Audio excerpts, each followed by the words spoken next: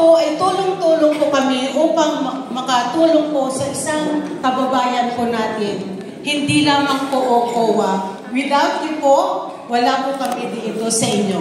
Maraming salamat po sa inyo at mabuhay ang magagawang Pilipino. Salamat.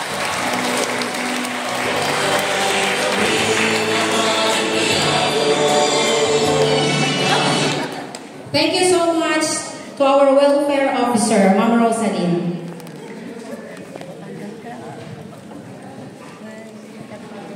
It is my privilege and great honor to welcome our Philippine Ambassador in Jordan to share with us his inspirational message.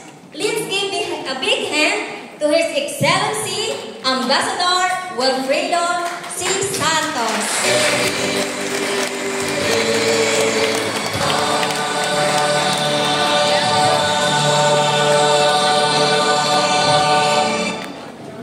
Magsimpong po tayong lahat.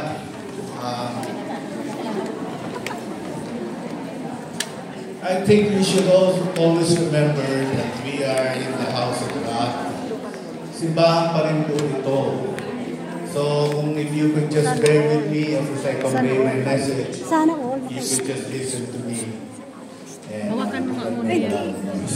Hawakan mo muna sa taas. Anyway, Father Gerard Metal, my colleagues at the Philippine Embassy, leaders of the Philippine community, mga minamahal kong kababayan dito sa Jordan, magandang hapon sa ating lahat.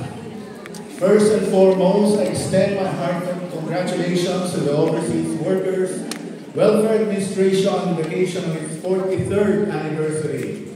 I commend the dedicated leadership of Welfare Officer Ms. Rosalyn Lalin and the steadfast guidance and exemplary supervision of Labor Attaché Arnie Evangel Peña of the Migrant Workers Office